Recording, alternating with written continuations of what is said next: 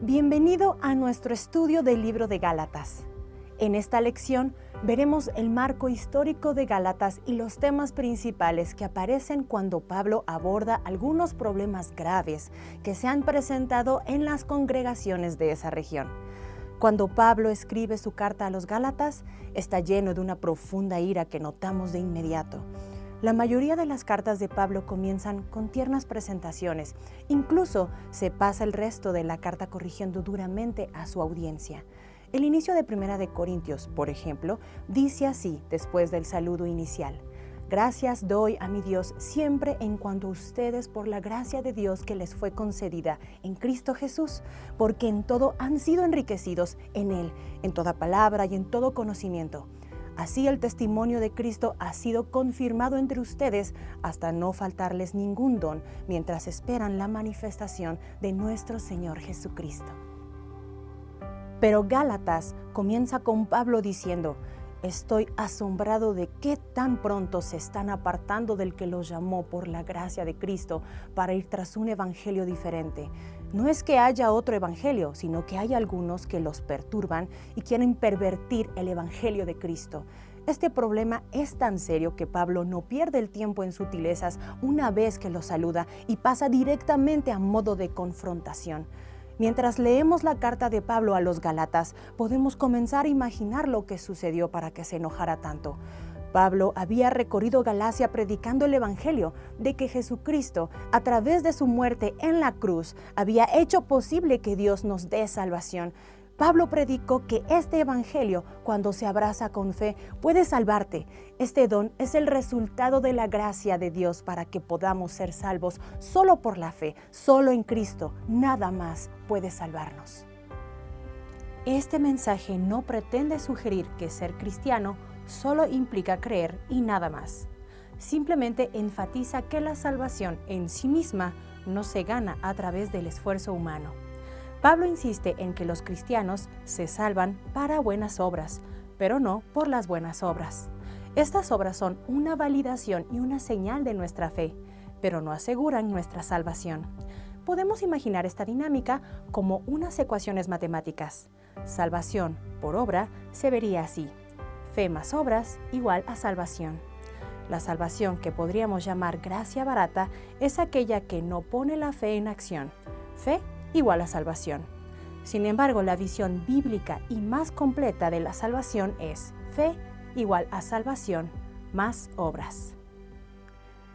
Ahora, mientras Pablo predica este evangelio de salvación por gracia a través de la fe, los líderes judíos deciden seguirle. Y una vez que Pablo deja un pueblo, estos judíos llegan y tratan de convencer a los gentiles recién redimidos, los que escucharon el verdadero mensaje del evangelio, para que sigan los caminos del judaísmo. Llegan al extremo de decirles a los creyentes gentiles que no pueden ser completamente salvos sin ser circuncidados. Predican un evangelio falso, afirmando que incluso los cristianos deben guardar la ley de Moisés de la forma en que los judíos siempre la han guardado. Cuando Pablo escucha no solo que esto está sucediendo, sino que muchos de los creyentes gálatas están siendo circuncidados, Pablo escribe esta carta con su propia letra y con mucha ira, en lugar de esperar a que un escriba lo haga por él. Entonces, esto está en el corazón de Pablo en su enfurecida apertura de Gálatas. Pablo hace la declaración más firme de todas sus cartas.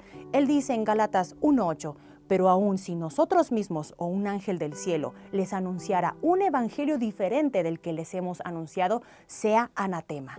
Él habla en serio y está haciendo algunas afirmaciones bastante fuertes aquí. Pablo sabe que está predicando un evangelio que recibió directamente del Cristo resucitado, y cualquiera que lo contradiga, incluso si un ángel o el mismo Pablo, se está oponiendo al mismo Jesús.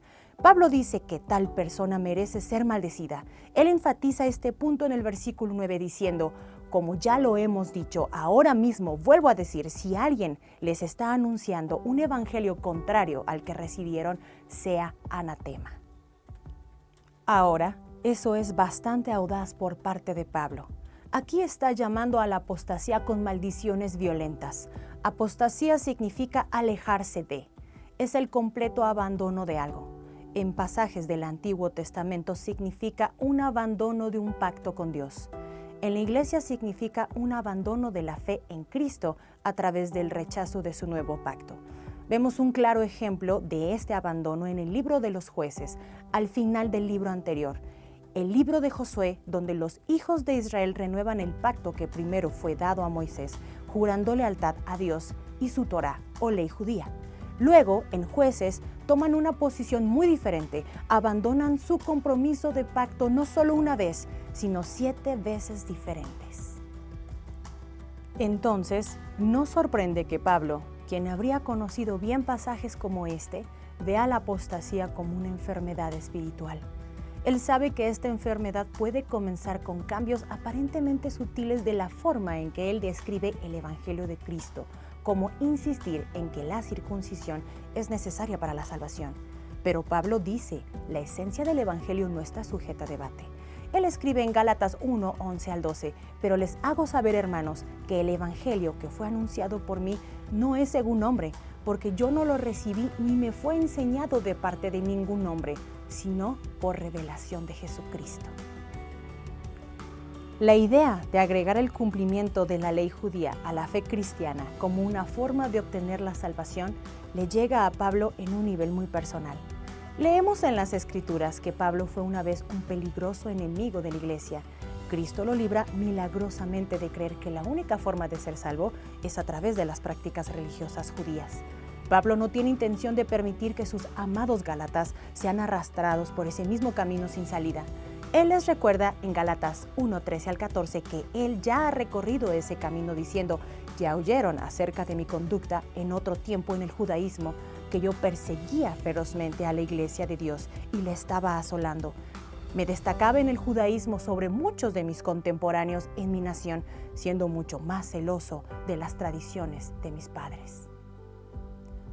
Luego, Pablo celebra su liberación de su apasionada pero falsa visión de Dios y la salvación a través de un encuentro con Cristo resucitado, diciendo en Gálatas 1, 15 al 17, pero cuando Dios, quien me apartó desde el vientre de mi madre y me llamó por su gracia, tuvo a bien revelar a su Hijo en mí para que yo lo anunciara entre los gentiles, no consulté de inmediato con ningún hombre, ni subí a Jerusalén a los que fueron apóstoles antes que yo, sino que partí para Arabia y volví de nuevo a Damasco.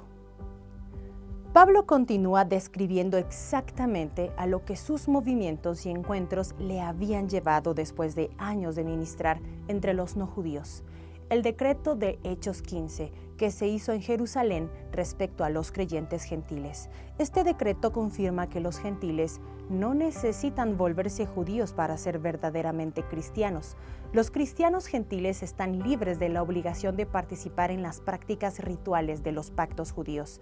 El objetivo final de su largo itinerario de años es destacar que el evangelio que está predicando proviene directamente del Cristo resucitado y no es algo que le haya sido transmitido por ningún ser humano. Él está enfatizando, soy apóstol por causa de Jesucristo. Jesús mismo me comisionó, Jesús mismo me ordenó ser un apóstol. Pablo no solo no fue comisionado ni recibió un mensaje de sus compañeros apóstoles, sino que también parece que apenas y estuvo cerca de ellos durante mucho tiempo.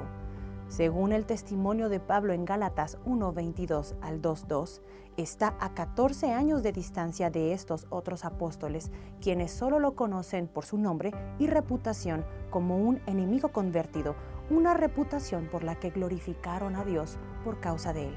Él escribe en 2:1-2, luego, después de 14 años, subí otra vez a Jerusalén, junto con Bernabé, y llevé conmigo también a Tito, pero subí de acuerdo con una revelación, y les expuse el evangelio que estoy proclamando entre los gentiles.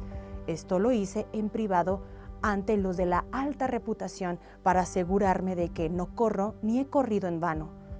Cuando Pablo finalmente se encuentra con los apóstoles, nos dice en Gálatas 2:9, y cuando percibieron la gracia que me había sido dada, Jacobo, Pedro y Juan, quienes tenían reputación de ser columnas, nos dieron a Bernabé y a mí la mano derecha en señal de compañerismo, para que nosotros fuéramos a los gentiles y ellos a los de la circuncisión. Esto es fascinante. Cuando Pablo escribe que Pedro, Santiago y Juan reconocen la gracia que le ha sido dada, ¿qué quiere decir con eso? La respuesta se encuentra en la palabra gracia. Reconocen la gracia que se le ha dado a Pablo. Los apóstoles deben ver los dones del Espíritu en Pablo. Deben ver evidencia de que el Espíritu Santo está en Pablo y sobre Pablo, así como el Espíritu Santo está en ellos y sobre ellos. No hay registro de todo este encuentro, pero está claro que a través de todo lo que Pablo dice y hace, les demuestra a los apóstoles que él también tiene un llamado poderoso del Cristo resucitado. Pablo había esperado que su obra entre los gentiles no hubiera sido en vano, y esto dejaba claro que no lo era.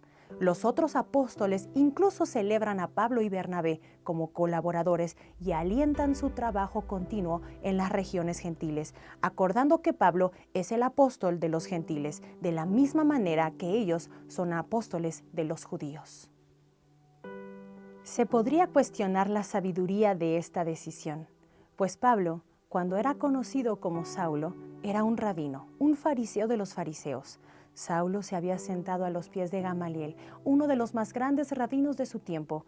Como judío, Saulo tenía la mejor educación teológica que uno podía tener. Incluso había sido miembro del grupo religioso de élite, el Sanedrín. Él los conocía, ellos lo conocían. Habían visto al antiguo Saulo y es seguro decir que el nuevo Saulo o Pablo podría haber tenido un impacto poderoso en ellos. Él era un infiltrado.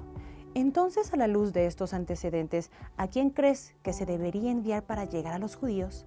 La sabiduría humana diría que Pablo es el mejor hombre para el trabajo, pero Dios tiene otros planes. Jesús incluso dice en Hechos 9:15 acerca de Pablo: Él es un instrumento escogido por mí para llevar mi nombre delante de los gentiles, de los reyes y de los hijos de Israel. Dios envía al rabino, el erudito judío, a los paganos. Los judíos no son ignorados, sino que Dios envía a otros apóstoles, como a los pescadores sin educación Pedro y Juan, a los judíos. La sabiduría de Dios tiende a enviarnos de maneras inesperadas, y Él siempre nos da lo que necesitamos para difundir el mensaje de su evangelio. En Hechos 3:4, cuando Pedro y Juan se sientan en medio del Sanedrín, los hombres quedan impresionados con su sabiduría y audacia al responder pregunta tras pregunta. Lucas escribe en Hechos 4:13, ahora bien, cuando observaron la confianza de Pedro y Juan y entendieron que eran hombres sin educación ni preparación, se asombraron y comenzaron a reconocer que habían estado con Jesús. Esa es la clave, habían estado con Jesús. Esa es la única forma en que Pedro y Juan pueden explicar las respuestas que pueden dar o la sabiduría que poseen. Esta es la única forma en que Pablo, un enemigo de la iglesia y un experto judío, podría ser un apóstol para los gentiles. ¡Qué hermosa imagen de cómo Dios obra! Como vimos antes, Pablo aborda el problema de un evangelio falso en Gálatas 1:2.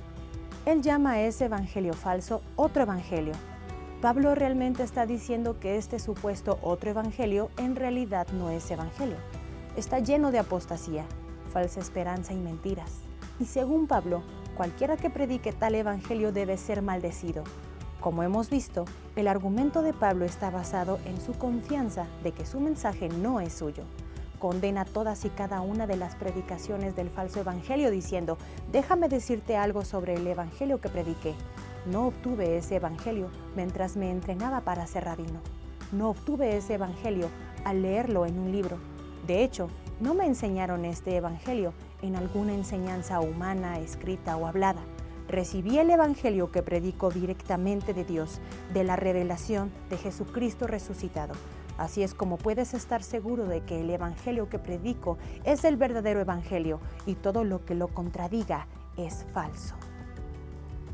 Vemos aún más claramente ahora por qué Pablo escribió esta carta de su propia mano y tan emotiva.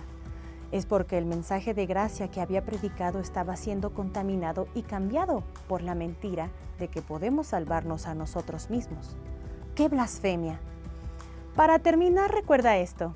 En la carta de Pablo a los Gálatas se expone un evangelio falso y se compara con el evangelio verdadero que Pablo predicó cuando estuvo en Galacia. Pide al Señor que te ayude a entender el mensaje de Pablo y el mensaje del Evangelio de Cristo para cada uno de nosotros mientras pasas tiempo meditando en esta carta a los Gálatas. Comprométete, como Pablo, a descubrir el verdadero Evangelio de Cristo y a predicarlo sin temor.